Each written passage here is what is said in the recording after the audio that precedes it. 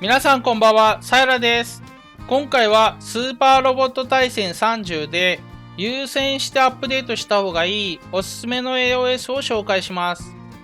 このチャンネルは新作ゲームで攻略に役に立つ情報や難易度の高い謎解きなどを紹介するチャンネルです。この機会にぜひチャンネル登録をお願いします。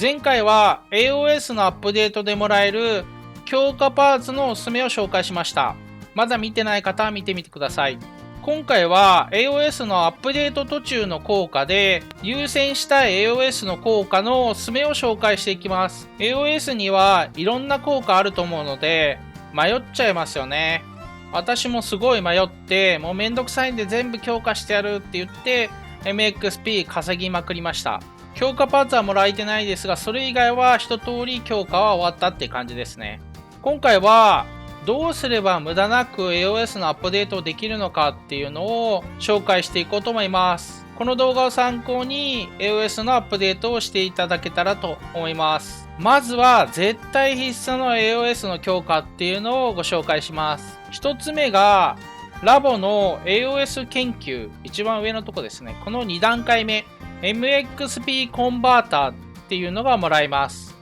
ここですね。これを装備してミッションに行ってマップの中移動しまくると MXP が稼ぎまくれます。あくまでもマップをクリアした時にもらえるので全滅プレイでは使えません。これをひたすら繰り返してがっつり稼ぐっていうのが MXP ポイントの稼ぎ方の一番なところかなと思います。移動力が高い機体に装備させてとにかく移動しまくる。ミッションをクリアしないように敵を取り囲んでとか敵の攻撃を避けながらそれを繰り返すっていうことをやると一気に稼げます。前回 MXP 稼ぎの内容を動画で紹介してると思うんですが私はこれを装備して敵を受けなくして稼いだっていう感じですね。続いて必須級の2つ目、トレーニングルームの射撃訓練の5段階目。ミッションクリアするたびにスキルプログラムパイロットポイント交換できるやつですね。あれの射撃アップが毎回もらえます。普通にこれを取ろうとすると250のパイロットポイントが必要になるのでとてもじゃないけど手が出せないと思うんですが、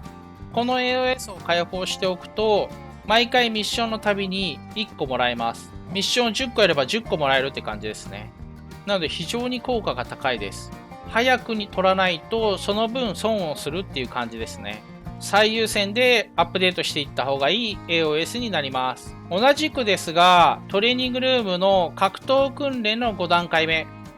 射撃と同じように格闘アップがもらえます。スーパーロボット系の機体で格闘攻撃をメインとしている場合はこっちですね。なのでこの2つどちらも必須で何よりも最優先して取った方がいいっていう AOS になっています。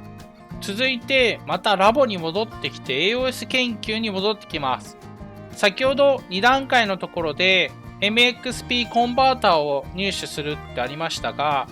射撃訓練とか格闘訓練これらを解放するためには MXP コンバーターを先に入手する必要あるんですが、この辺の訓練が解放終わったら今度はまた AOS 研究の7段階目まで解放してください。これをやっとかないと他の AOS 研究の8段階目が解放されないっていう感じですね。ここだけの8段階目が解放ではなくてこれをやっとかないと全てのここが解放されないっていう感じです。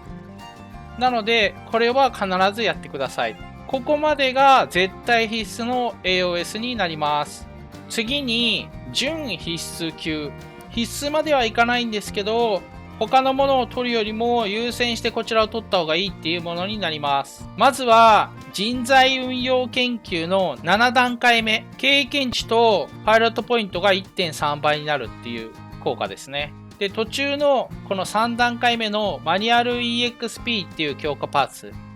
経験値が2倍になるっていう効果があるので育成するときには非常に効果が高いです。ある程度レベルが上がってくると経験値よりもこの PP パイロットポイントの方が重要かなと思いますね。続いて同じくラボの資金運用研究の7段階、お金が 1.3 倍になるってところですね。非常に効果が高いと思います。同じくですが3段階のところでマニュアルクレジットっていうのがあるのでこれを一気当選キャラ、1体で敵を蹴散らせる、そんなキャラに装備してミッションクリアしていくとお金稼ぎやすいかなと思います。この2つが準必須級っていう感じですかね。ここまでが他よりも優先した方がいい AOS の紹介になります。次からは特に優先順位っていうのはなくって、それぞれのところのおすすめっていうのを紹介していきます。まずはブリッジになります。通信システムのところの6段階目、サポーター枠が合計2つ増えます。ここで1つ、ここで1つですね。これがおすすめです。あとこの2つは戦艦を強くするっていう要素が高いので、それほどではないかなと思います。この辺の運動性が上がるっていうのを索敵マックスまで強化すれば結構使えますが、それよりも優先した方がいいのは他にありますので、ブリッジにおいてはこれだけかなと思います。続いてハンガーになります。これは全部強化したいんですよね。上2つは強化の限界値が10だったのが15まで上がるっていう感じで、お金が余ってきたらっていうところではあるんですけど、最終的にはやっぱりここまで強化しておかないと機体は強くならないっていう感じなので、そこまで優先度高くないですが、中盤とかには開放した方がいいかなっていうところですね。で、それよりも一番大きいのがこちら、補給設備。戦艦に修理装置がついたり、補給装置がついたり、これも結構大きいです。前回の動画で紹介したような経験値稼ぎにはこの2つ、特に補給装置あると非常に有効なので、これはすごくありがたいんですが、それ以上に一番なのがこれですね。全ユニットの強化パーツスロットが1増えると。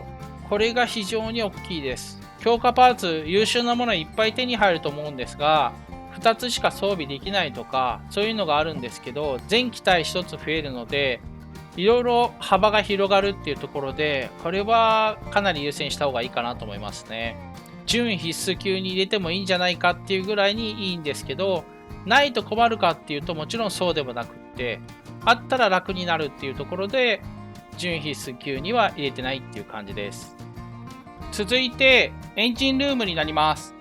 こちらは戦艦を強化するっていうのがメインの AOS になっているので、そんなに強化する必要ないかなって思いがちなんですが、実はこの強化パーツ、この攻撃力アップ600アップするんですね。マックスまで強化しておくと最大攻撃力が600上がります。なのでここを最大強化するっていうのはかなり重要だと思います。他の攻撃力アップと同じなんですが、マップ兵器であっても攻撃力600上がります。今のところ私が持っている強化パーツの中では一番攻撃力が上がるものになっています。最大の600を発動させるために強化を8段階までしてください。あとやるとしたら移動力を上げるぐらいですかね。それ以外はそこまで大きくないと思います。戦艦を強化している場合ですと、この辺の体力回復台とか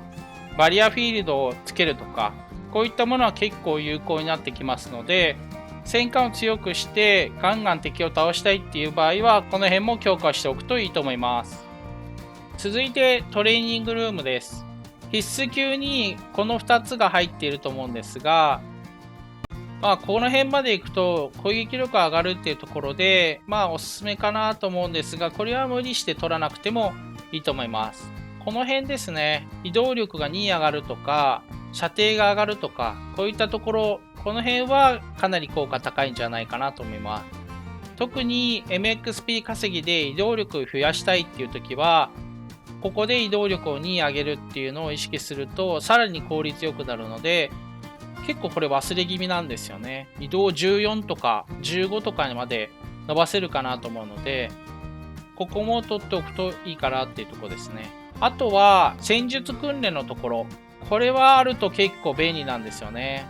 マルチアクションっていうのが1回攻撃しても敵を倒しさえすればもう1回攻撃ができる、もう1回ターンが回ってくるっていう感じで2回行動できるんですね。ボス級に使って一撃で倒せないとダメなんですが、雑魚を倒す時なんかには非常に便利で、位置調整をしてマップ兵器を使うという時に、位置調整した時に1体だけ攻撃を当てて倒して、そこからマップ兵器、そういった場合にも使えるし、非常に有効なんですが、そのポイントっていうんですかね、これがマイナス1されるっていうところで、結構戦略の幅広がると思います。あとこの右まで行くと3まで上がったら6になるってことですね。なのでこの辺のマルチアクションいっぱい使えるようになったりとかっていうメリットもあるので、ここまで強化してしまうのがいいのかなっていうところですね。トレーニングルームに関しては、全部強化がいいのかなと思うんですが、この2つを取った後はここまで強化するかここまで強化するかっていうところかなと思います。次がビレットになります。これはそこそこ使えるっていうのがいっぱいある感じですね。まず食堂に関しては SP 最大値を増やすっていうところで段階を踏んでいるんですが、マックスまでいけば40増えるっていうところで結構精神コマンド使えるようになるっていうところでおすすめです。これは出撃のタイミングだけのお話なので正直優先しなくていいと思います。娯楽室はここですかね。特にプラス1されるっていうのは大きいと思います。任務室は7段階目で止めるっていうところがいいと思います。毎ターン気力が5回復するっていうところで10ターンあったら150になってるんですね。あっという間に気力上がるっていう感じなので、これはおすすめです。この隣は上限値を増やすっていうところなので、ポイントが余っていたらっていうところですかね。ここまででも十分だと思います。最後にラボです。こちらは必須級準必須級でご説明した通りなんですが、残っているところとしたこの3つですかね。こちらはいりません。MXP コンバーターで稼げるので、ここ1個取ったからといって全然変わらないです。これが12000の価値があるかっていうと決してありません。そしてもらえる強化パーツも微妙なのでそこまでいらないんじゃないかなっていうところですね。あとはこの辺。戦艦の気力が150になるとっていうところなんですが、普通にやったらそこまで増える前に戦闘は終わると思います。無理やり気合とかで増やすっていうこともできますが、わざわざこれを使って幸運とか努力を発動させるよりも個別の精神コマンドで発動して十分だと思いますので、そこまでいらないかなと思います。最後でいいんじゃないかなと思います。この辺の強化パーツもっていうところも含めて、それほど優先度は高くないかなと思います。以上で一通りのおすすめの AOS の紹介をしました。AOS の強化って全て強化すると81万9000のポイントが必要になります。めちゃくちゃでかいですよね。強化パーツまでもらうっていうことを含めて全てってなると117万9000っていう感じになります。通常マップをクリアしていっただけでは絶対こんな数値もらえないです。なのでやっぱりどこを優先していくのかってきちっと考えていった方がいいと思います。今回紹介した必須級 MXP コンバーターもらう AOS 研究の2段階目、トレーニングルームの射撃訓練と格闘訓練の5段階目でスキルプログラムをもらえる部分、この3つは何よりも最優先した方がいいですね。遅くなればなる分